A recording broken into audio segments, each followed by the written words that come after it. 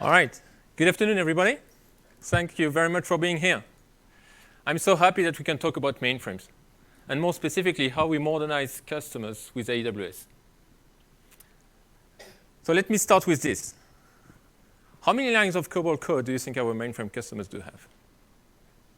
And that's an average that I made from the customers that we're talking to. While you're thinking through it, let me introduce myself. I'm Phil Devalance. I'm a solution architect with AWS, and I work with mainframe customers, mainframe partners, helping them being successful with the AWS. I do that globally with partners and customers. So for those of you that don't know mainframes, mainframes are typically central computers in large data centers that typically handle large volumes of transactions, large volumes of data. They are oftentimes system of records, meaning they're backend systems to other servers. For example, if you get cash from an ATM, it's very likely that the final transaction is actually being done on a mainframe. So we still see many mainframes with our customers. Many multinational banks have mainframes. Insurance companies still have mainframes. We see mainframes in many government agencies. We see mainframes in the automotive industries and many others. So why is that important to us? Well, mainframes are more complex than typical platforms that are being migrated to AWS. And cloud is the new normal. Customers don't ask if they should move to the cloud, but how fast they can move. And with the mainframe, they're getting slower, and they don't want that. So they want to be able to include mainframes as part of their larger modernization journey. So this being said, getting back to the question, how many million lines of codes do we see per COBOL mainframe customer? Well, the answer is 21 million lines of codes. So that's a big number. How do we handle that when we modernize to AWS? Similarly, our customers typically have, as an average, 10 petabytes of data. They have 36,000 MIPS that they need to move to AWS. So how do they do that? So what we did is that we analyzed the many projects that our customer performed while modernizing to AWS successfully. We looked at similarities between all those projects, and we extracted all the best practices. We extracted all the common characteristics. We created patterns so that all this can be given back to new mainframe to AWS initiatives. So this presentation is really about giving back to you all that experience so that if you're starting a journey on migrating or modernizing your mainframe to AWS, then you can be successful as well. So let me talk about some of the drivers. Why do customers want to modernize with AWS? The first biggest driver that we see all the time is cost reduction. Mainframes are notoriously expensive. Customers want to reduce their MIPS consumption that is too expensive. Customers want to go away from third-party licensing costs. They want to adopt a pay-as-you-go model, right? Only pay for what they use. And typically for mainframe modernization to AWS, we see customers doing savings from 60 to 90% for their annual cost of the infrastructure. So that's a big benefit that they get from modernizing to AWS. The second big driver is about agility. Customers want to go away from rigid architectures. They want to go away from the archaic interfaces, want to go away from the monolith, and they really want to get more agile. They want to be more, they want to create some CI/CD pipelines. They want to go into microservices. They want to benefit from the cloud speed. They also want to reduce their technical debt. They want to go away from the proprietary platform, both at the hardware level and the software level. They don't want to be locked into a vendor. The next big driver is around digital strategy support. They want to embrace the cloud benefits. They really want to be able to speed up innovation and adopt best-in-class software. Something that's also interesting with mainframe customers is because mainframes have been out there for decades, they have accumulated loads of data. And data is a new goal. So mainframe customers want to be able to exploit that data. They first want to unlock it, and then they want to unleash the benefit from it. And I'll talk about some of the patterns we have in that space. And then the last driver that we have that's strong with our mainframe customers is around the workforce pool size. So there is a mainframe retirement skill gap that you may be aware of. Many of the mainframers were baby boomers and now getting retired. So it's getting harder and harder for our customers to maintain those systems. Furthermore, they also want to be able to attract new talents with cutting-edge skills. So getting into AWS allows customers to actually benefit from all those drivers. So, of course, the mainframes are very different from AWS.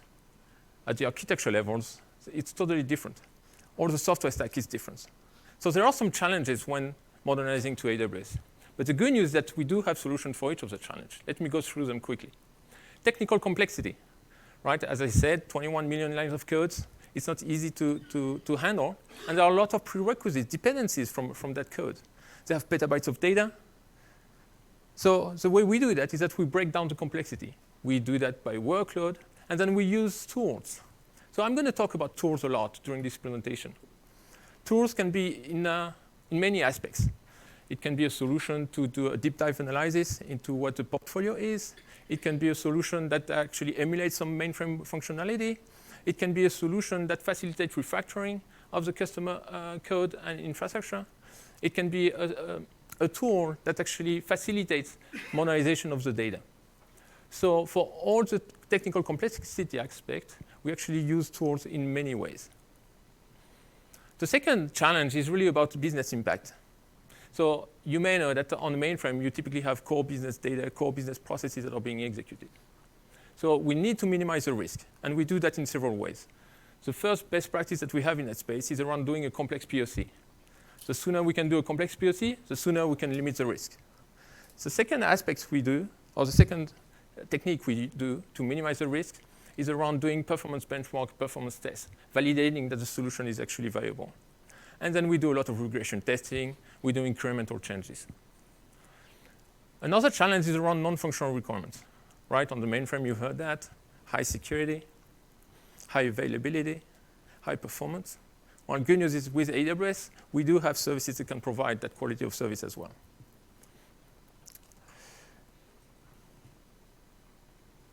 Next one is about legacy languages. So a mainframe could have assembler code.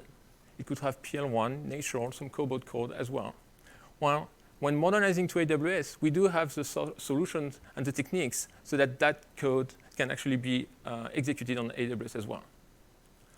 Same thing with legacy data stores. On the mainframe, you could have index files, you could have generational files, you could have hierarchical databases. While we also have techniques and tools that can facilitate that modernization to AWS. Some customers tell us, well, we don't even know what's running on the mainframe. It's all undocumented. We don't know what the code is doing. Well, here again, we use tools to do deep dive analysis and transform that code and that workload to AWS. And finally, oftentimes, customers don't even have the expertise to actually deep dive into what the mainframe is doing. Well, the good news here is that we have many partners that can help us with the expertise to facilitate those modernization to AWS. So we've addressed the many benefits of modernizing to AWS. There are some challenges. We do have solutions for them. So what I really want to cover now is all the patterns that we have as a toolbox for modernizing to AWS. So we do have two families of patterns. We have patterns that are actually geared towards really shutting down the mainframe.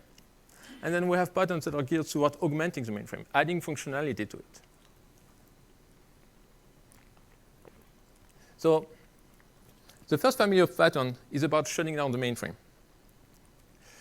Short-term migration, as we call them. So the first pattern we have in that space is emulator rehosting. We're going to use an emulator that's going to facilitate the modernization and the movement of the application code and the data. The second one is about automated refactoring. We're going to use some techniques so that we can automatically refactor the workload onto something that's almost like cloud native onto AWS. The third pattern we have in that space is about replatforming. For more modern workloads that could be running on the mainframe, such as Linux workloads, Java workloads, or even certain software packages, while we can replatform them onto AWS. And then we do have the augmentation patterns. So here we're not trying to shut down the mainframe, but we're trying to complement its functionality, add and augment its capabilities. The easiest pattern we have in that space is around data analytics. So we move the data over, and then we exploit that data. We unlock its value.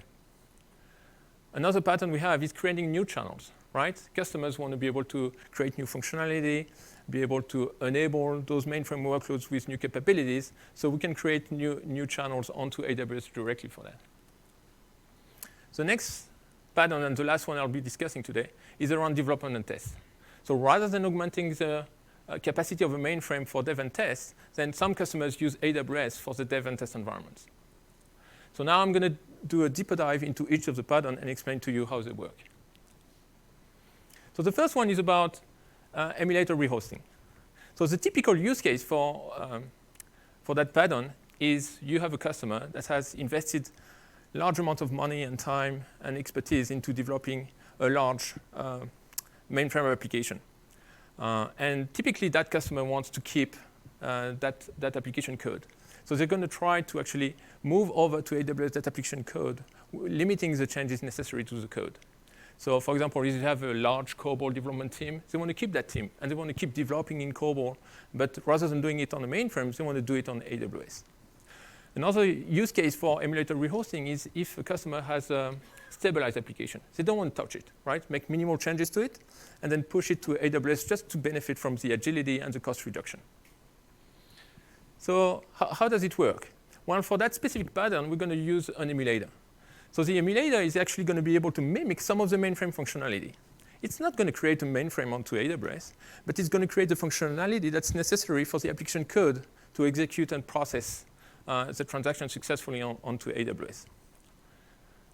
So let me go through the dynamics of that pattern. So you can see on the left-hand side a typical mainframe. So you see the mainframe code, you see transaction manager, batch subsystems, some of the typical data stores that you can find on the mainframe, and then some of the utilities that are necessary to execute the application. Well, what's going to happen when we do a modernization with an emulator, when we migrate the code over, if the code is not supported, we'll have to convert it first. But if the code is supported by the emulator, what's going to happen is that we're going to use the emulator to actually recompile the code and be able to execute that code onto AWS. Of course, that code is going to have some dependencies. It could be a dependency on the transaction manager, right? It could be because there are some 3270 screens. It could be because there are some temporary data queues that are necessary. I mean, everything that's being traditionally provided by the transaction manager. Well, the good news is that the emulator is going to provide that for you. So you're going to be able to run the application in the emulator environment. And for any functionality, any third-party dependency that's not provided by the emulator, then we would have to find some utilities that map the equivalent functionality. And what will happen in that case, there may be some code adaptation required, but that's going to be at the edge only for the interfaces. Most of the code is going to stay the same.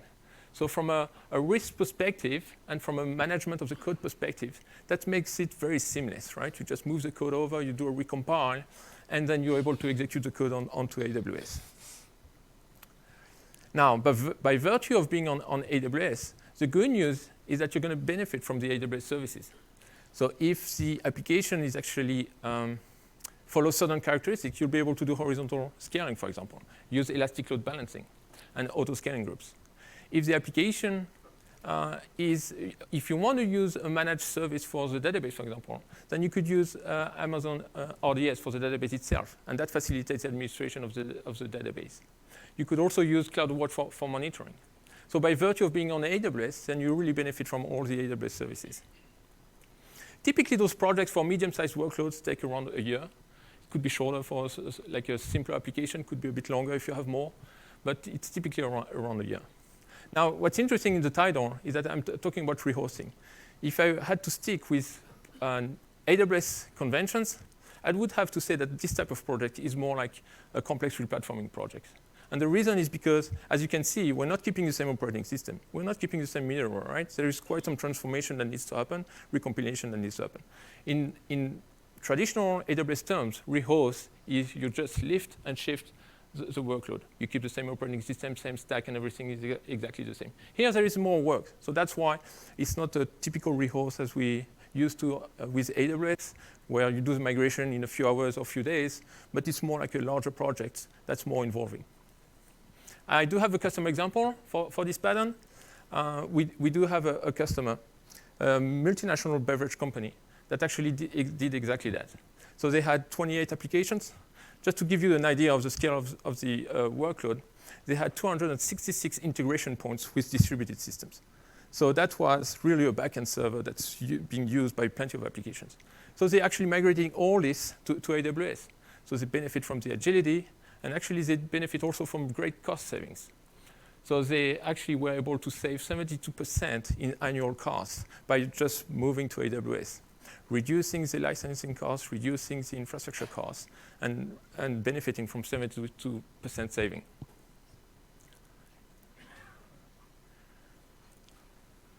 The next pattern I want to talk to you about is automated refactoring.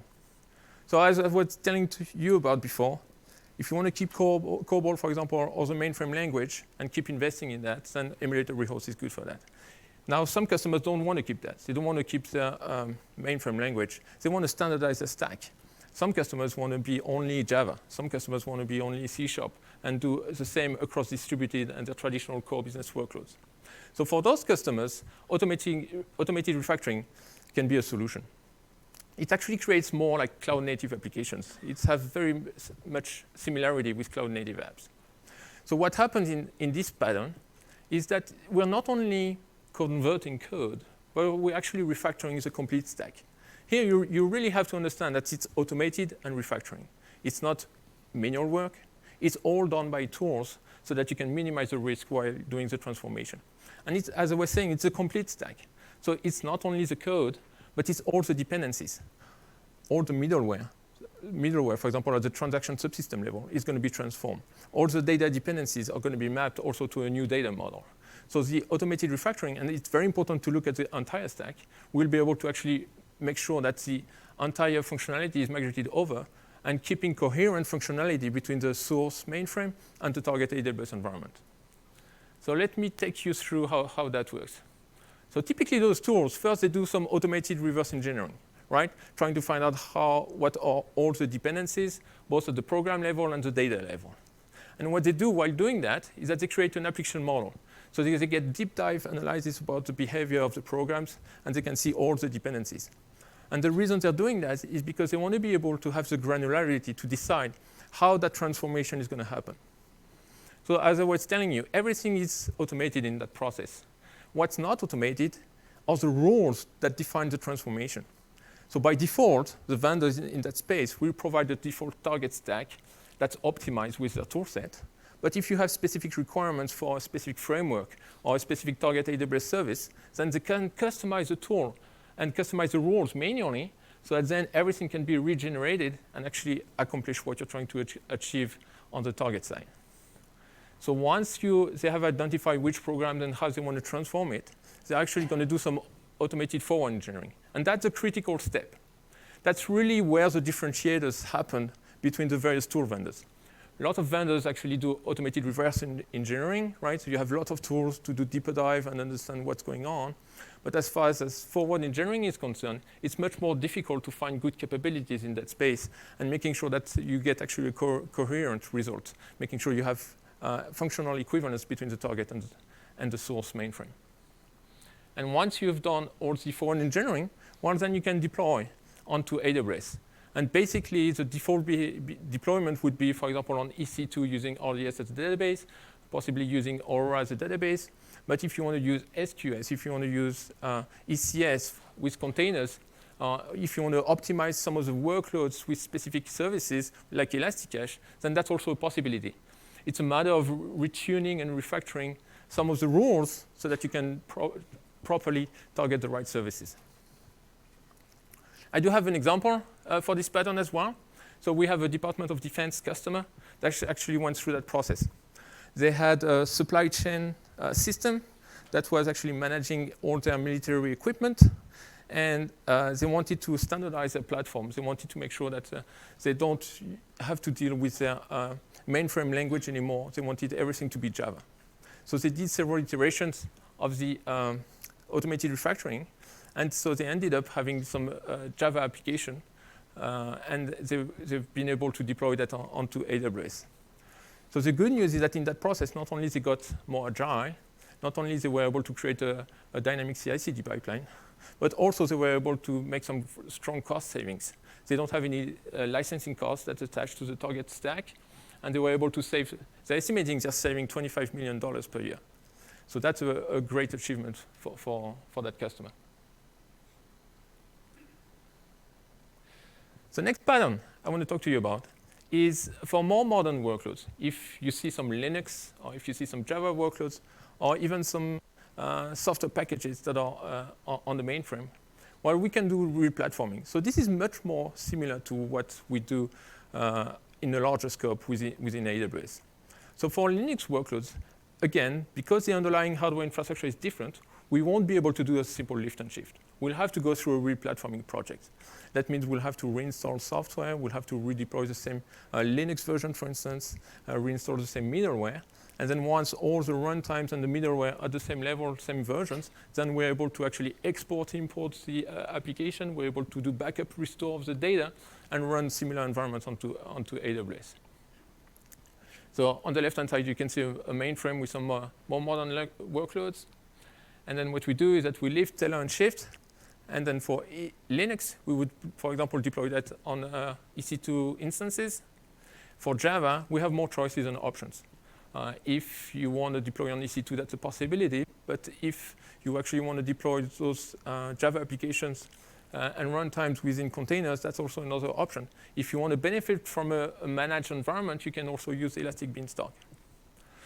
For software packages, the way it would work is very similar. You would actually deploy, reinstall the software, backup, restore the data and the applications. And typically, you would need to follow the runbooks from the vendor itself to define exactly which steps need to be followed.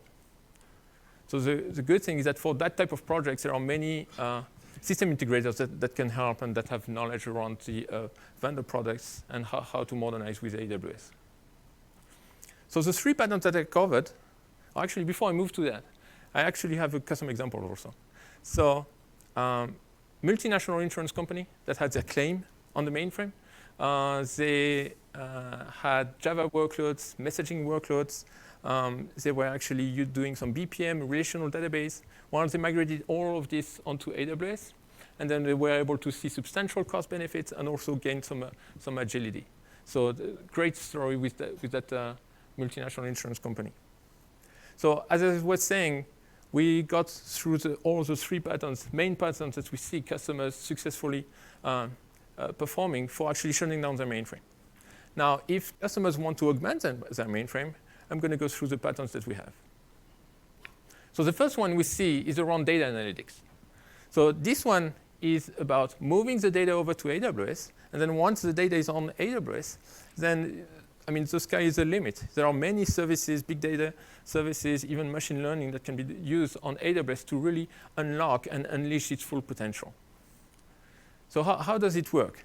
Well, you see the traditional data stores on the mainframe side.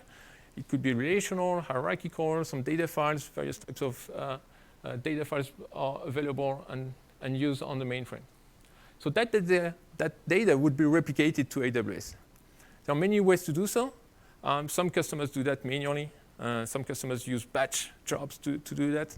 But the ones that actually want to get the best information, the most relevant information from their mainframe to AWS, try to use some real-time replication. Many ways to do that. One way of doing it is using some messaging middleware.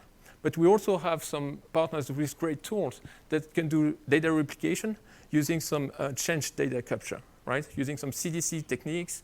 They're able to get data from a relational database or even hierarchical or even some index data files and move the data over almost in real time to AWS. Once on the AWS, that data can land in an S3 data lake, for instance, or it can be processed right away with Kinesis, for example, for immediate analytics.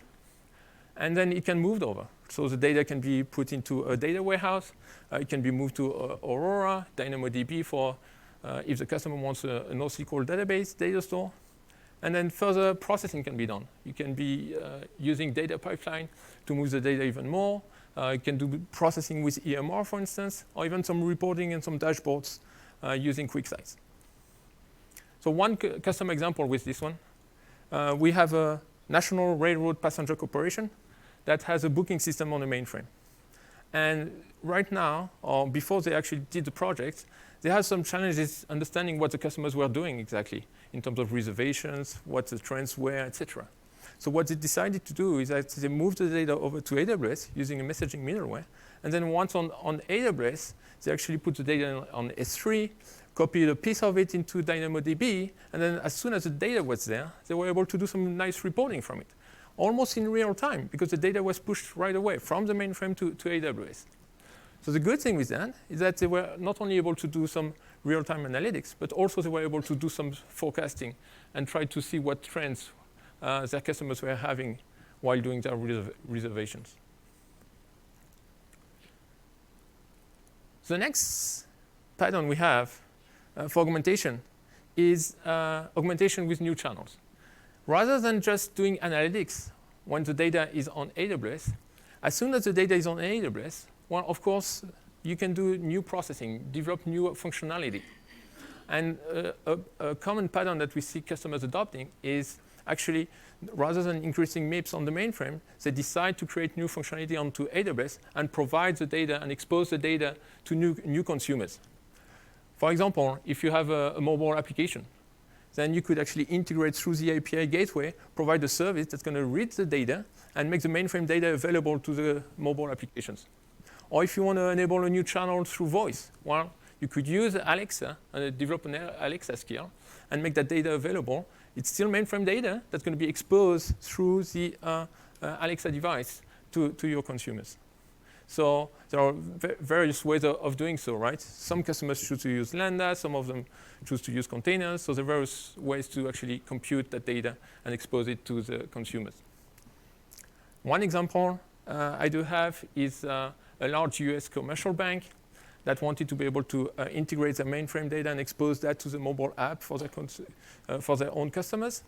So what they did is that they went all serverless.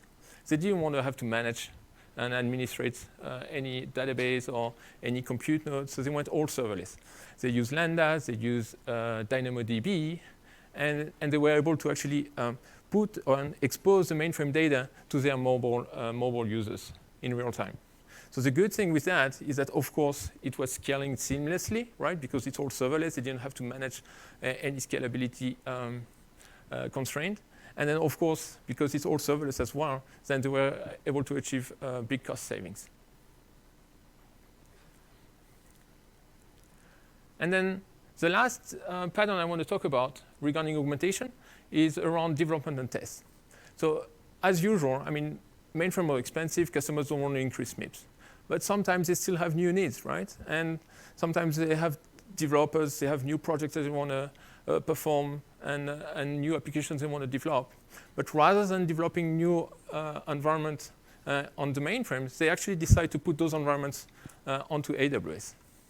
So here you see the mainframe on the right-hand side. And the reason is because the production environment is still on the mainframe.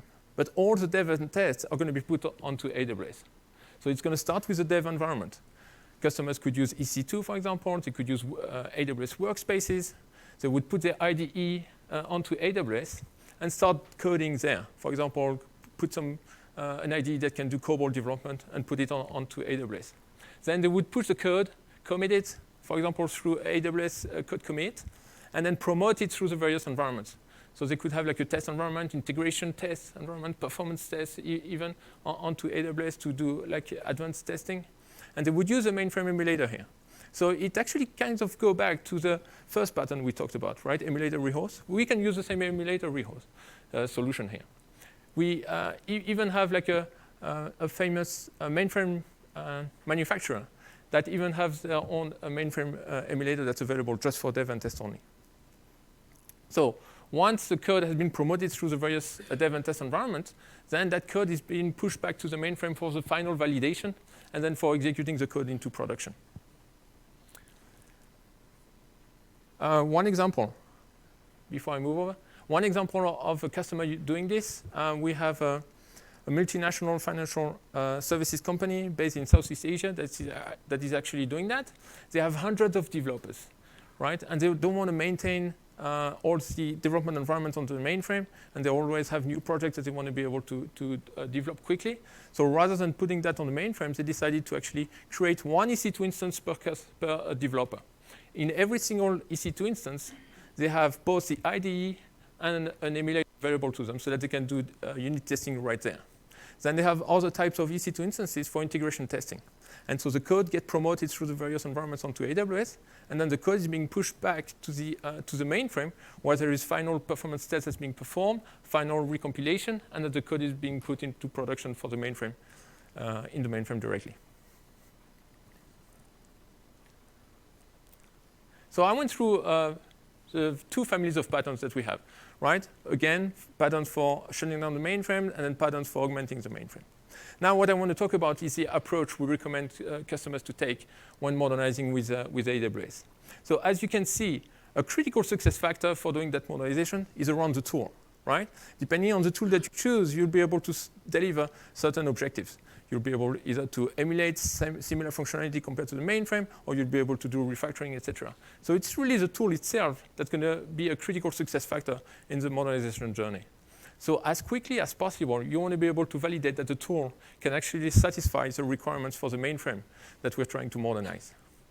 So the approach we're taking is always start from what the customer requirements are. That's typical Amazon way of operating. We start from the business requirements, IT strategy requirements, and then the specific mainframe requirements. Which technologies do they have deployed on their mainframe? There is no one-size-fits-all. So we have to understand exactly what can be done with that specific mainframe. Some emulators are good with specific types of mainframes, but some of them are not good with other types of mainframe. So we need to know exactly what the mainframe technology is. For that, we use a mainframe questionnaire that we have that allows us to actually deep dive into what the requirements are exactly about. And then very soon, we need to also understand the strategy and identify which patterns from the patterns we've reviewed, which pattern is actually applicable to that specific mainframe, which patterns will allow the customer to satisfy their business objectives. Once a customer actually decides the preferred pattern, then we need to identify which tool can support that pattern. For every pattern, there are several tools that can be used. They all have their pros and cons. They have more or less experience, more or less capabilities, more different value propositions. So we want to make sure that this is aligned with what the customer is trying to achieve. And then once a customer has identified which tool is preferred, then the strong recommendation is actually to do a complex proof of concept. So a complex proof of concept is not an easy proof of concept that's just going to show some of the functionality. What we want to do here is really take what's most complex on the mainframe and prove that the tool that's chosen can actually achieve the business objectives and the technical objectives. So we're going to take what's most complex. Could be batch, could be stringent non-functional requirements, it could be lots of dependencies, it could be a specific software version that's not common at all. I mean, whatever seems challenging in that transformation, we want to validate it through the complex POC. And the reason we do that is because we don't want to see failure in the middle of a large project. We want to be able to identify as soon as possible that we'll be able to be successful with that specific tool. So the complex POC will not only prove the capability from a technical perspective, but it will also show the dynamics of the tool. How fast does it go? What is the quality of the deliverables? How satisfied is the customer going to be with the outcome of using that tool? So the complex POC will provide a lot of insight. It will also, so it will be good for the customer to be reassured that the tool can satisfy the objectives. It will be good for the tool vendor as well, just to put them in confidence moving forward. And it's good for AWS as well, so that we know that the partnership can work well and be successful. Once the tool has been proven through a complex POC, then actually you can start doing the architecture design. It's very hard to do the architecture design before you know what tool you're going to use. The reason is because depending on the tool, you're going to have different workload types, right? You don't know exactly what it's going to look like. Once you know exactly which tool is going to be used, then you know what are the constraints, you know exactly what are the dynamics, you know what are the options, so you will be able to really start deep diving into the architecture design. Once you know what the architecture is going to be like, then of course you can start defining the activities to build up that architecture. You can start actually creating the activities for the larger project and move on to delivery. So again, very important to understand what the customer is trying to achieve, what are the business objectives, and validate that the tool is capable of satisfying the business objectives through the complex POC. So we talked a lot about tools. The first requirement for the tool, of course, is to support the technology that's in the mainframe, right? If the tool cannot support like an assembler, or if the tool cannot support a specific type of mainframe, then there is not even any reason to start considering the tool. The second strong requirement is for the tool to be able to guarantee functional equivalence between the source and the target. And that's going to be done through the complex POC. So the sooner you can do the complex POC, the sooner you'll be confident that you can actually invest some more time in evaluating the tool and then delivering the project with a specific tool. And then, of course, you want the tool to be aligned with the IT strategy. If you want to keep mainframe, if you want to keep developing with a mainframe language, you want to align with that with a specific tool. If you want to go away from that and change and refactor, you want to be aligned with that. If you want to keep the mainframe but only augment, you want to be aligned with that. And the tool that you select needs to be aligned with that strategy. So some of the evaluation criteria that can be used during tools evaluation, and it will have to be aligned with what the specific requirements are and the specific project objectives are. But typically, migration project speed is pretty important. I mean, if the project is just going to be too long, like 3 to 5 years, of course, it's going to put the project at risk. So the more the tool can actually expedite the process, the better that's going to be. Another criteria you can use to actually select the tool is the migration cost per line of code. See how cost efficient the tool is.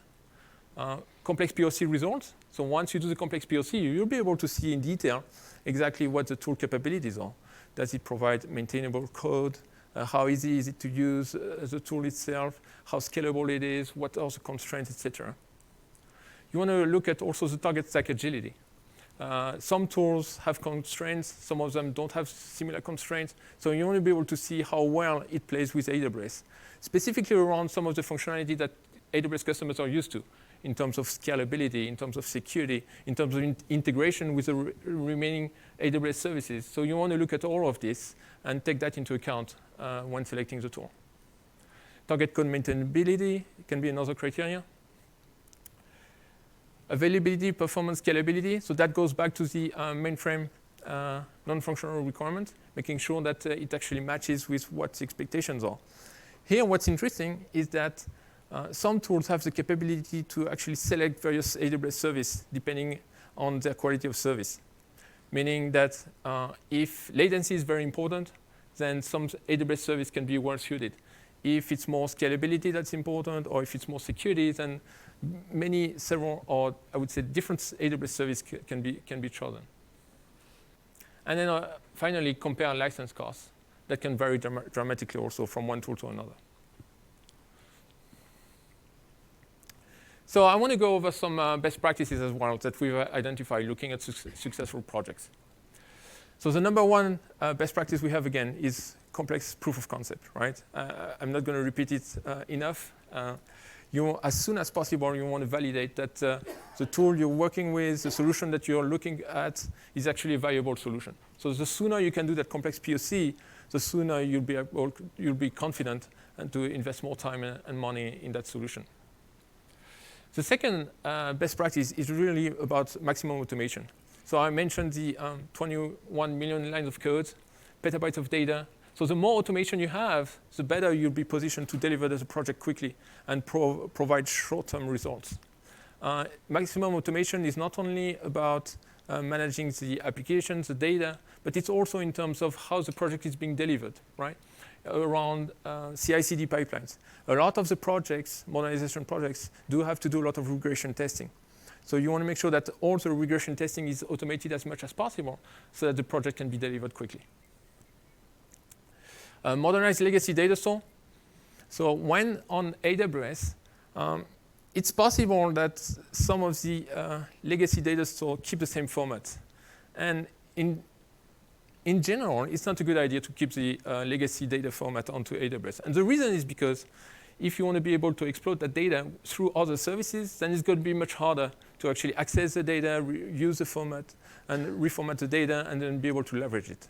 So a recommendation we have here is rather than keeping the legacy data format, try to modernize it through the project when migrating to AWS. It's typically a minor investment, but it provides a lot of value after the fact. Because if you modernize the data format, for example, in a relational data store, then you're able to access not only that data for the mainframe workload, but also for any new need that you may have around. So it provides a lot of value.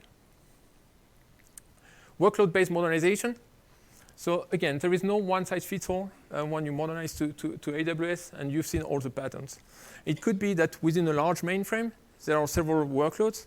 It could be that one workload is going to follow a pattern, and another workload is going to follow a different pattern. And then define tool evaluation factors. So I mentioned to you some of the factors you could reuse, but of course, those have to be aligned with the IT strategy objectives and the business objectives. So you're going to have to define your own factors. From a business perspective, some best practices we have: vendor neutral pattern selection. So you want to make sure that you actually choose a pattern before you choose a tool. And the reason is because pattern is one of the most important aspects to really align with your IT strategy. So when doing so, you'll see that based on the specific mainframe technology, not all patterns are going to be available to you. So if you use very common mainstream technology on the mainframe, then it's very likely that all patterns are going to be available to you. But if you have specific technical constraints, if you have an unusual mainframe, etc., it's possible that there could be no solution, or only one or two patterns are going to be applicable. So make sure that you first select the pattern, and then once you have selected a pattern, then move on to selecting a tool, the architecture, and then defining the activities for the larger project. Some customers want to do a business level modernization while doing the modernization to AWS. What we see is that many of the tools that we use for modernizing to AWS are very good at doing quick equivalent transformation to AWS. But if you need to do business level transformation, that requires some manual intervention. And as soon as you do manual interventions, with the amount of code, with the amount of data that we have, then it puts the project at risk. So the strong recommendation there is to try to serialize. First, do the technical transformation, make it run on AWS, and then only after you've done that transformation, then start doing business improvements.